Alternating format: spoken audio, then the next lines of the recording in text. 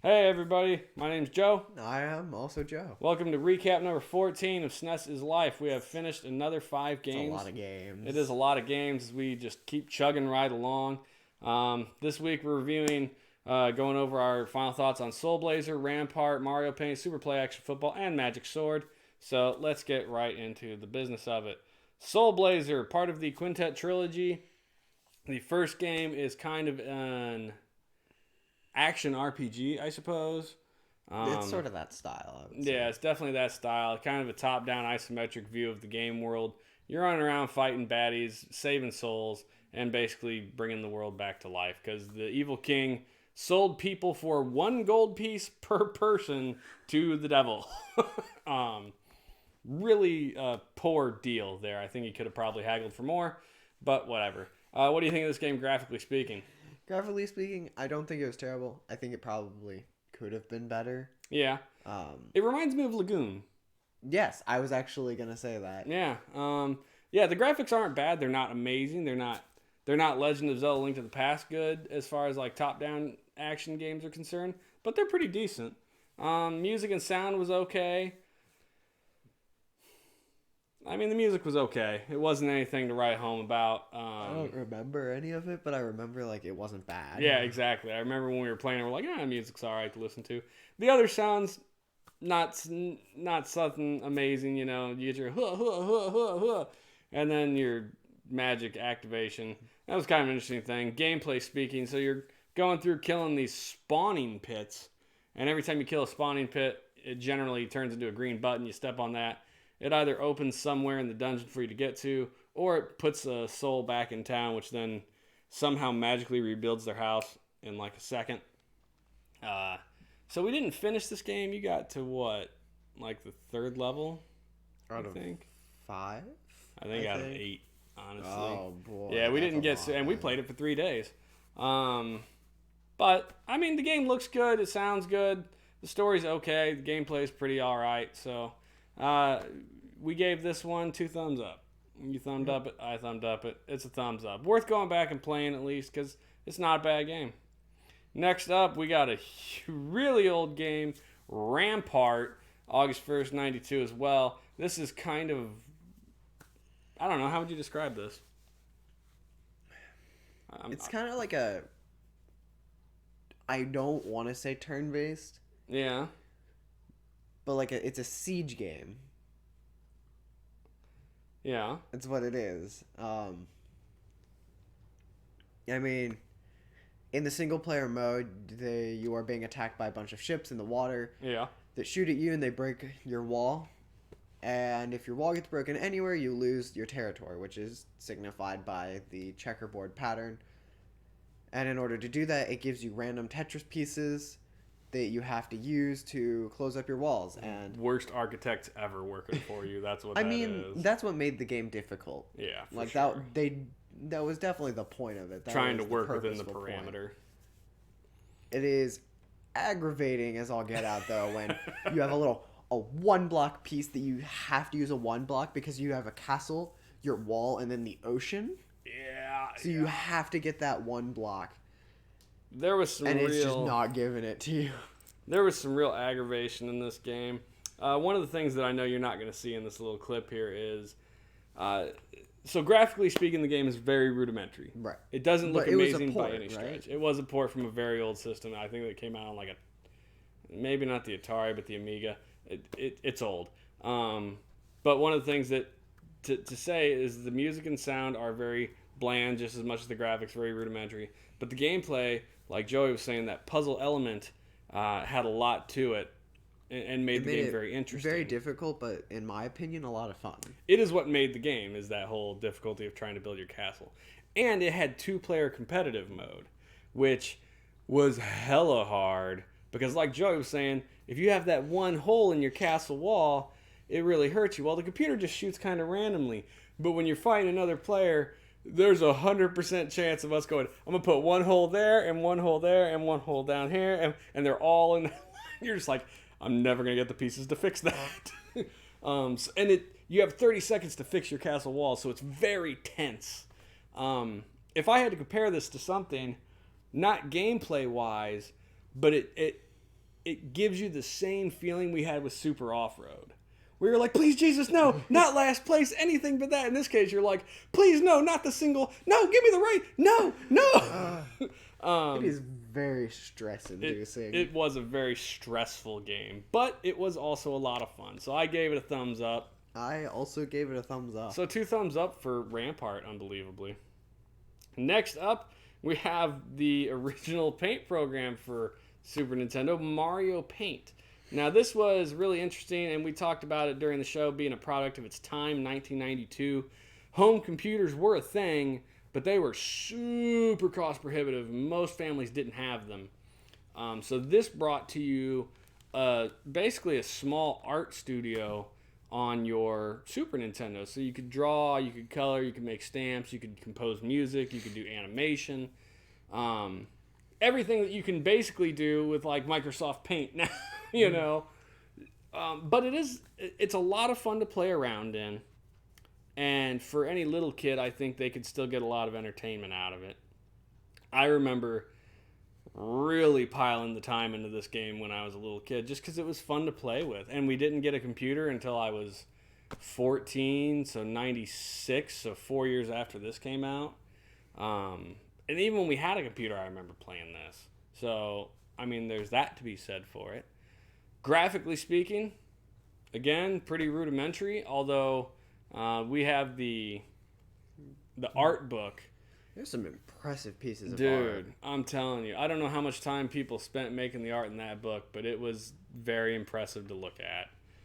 So you could make legitimate art out of this game, like no question. You and I aren't going to do it. Yeah. I made a very simple like lawn with a house. Yep. And that's pretty much where I'm at on it too. Like we've seen the pictures that people did amazing things. We're not those people. Now, the thing that really sticks out in this is the music composer. So it gives you all these different notes and staff. Is that the thing? To compose some music. Now you have some limitations on it, but there are 3 pre-programmed songs, and that you can go look up Mario Paint music on YouTube, and you will find. I almost guarantee none of them will be done with this specific one. Yes, you're right. Well, I wouldn't say not that, but all of them, but like a vast majority, because the real downfall to this is it doesn't have sharps or flats. Okay. Because since they used a mouse, there was no way, like, they didn't have enough buttons to, like, signify a sharp or a flat. In the Mario Paint composer that you can find online, you can just hold Shift for a sharp, Control for a flat. And that's something to say. Like, people cared enough about the composer in Mario Paint to pull the code, modify it, and put it on the internet.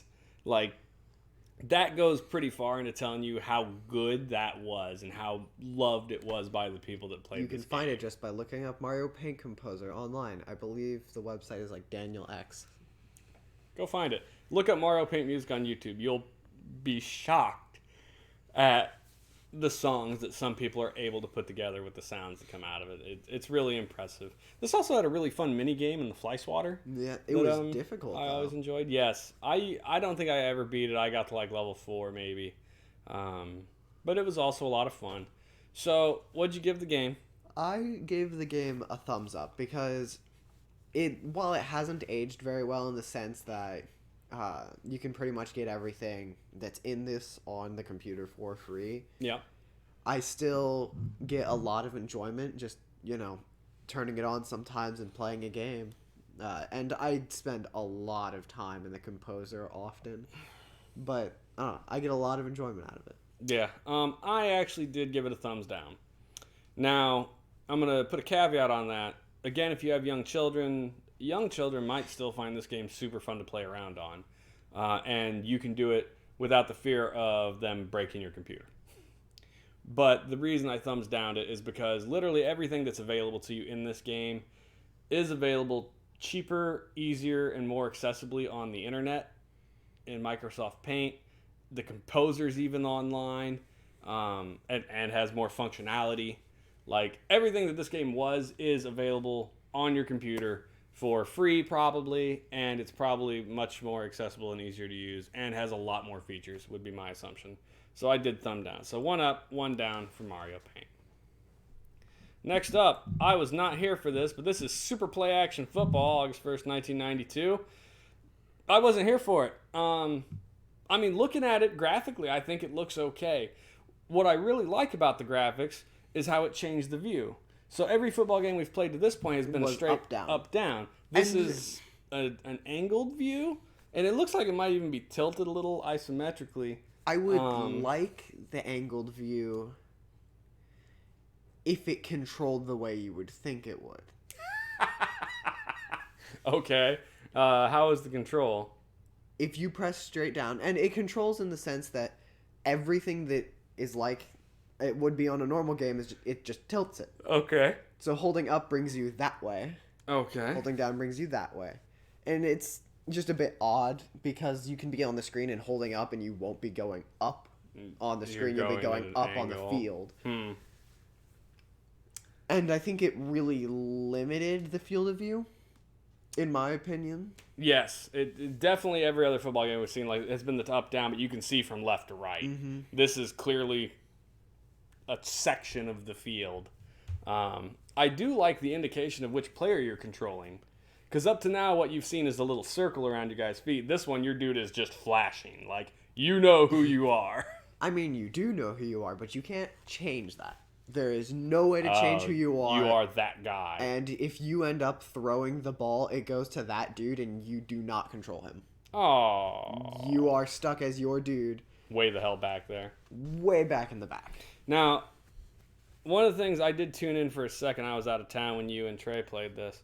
I did notice there was music, but you said that there was only music when you weren't actively controlling. Which is, to be fair, a lot of the time. Yeah. Because you get tackled really fast because your characters are really slow.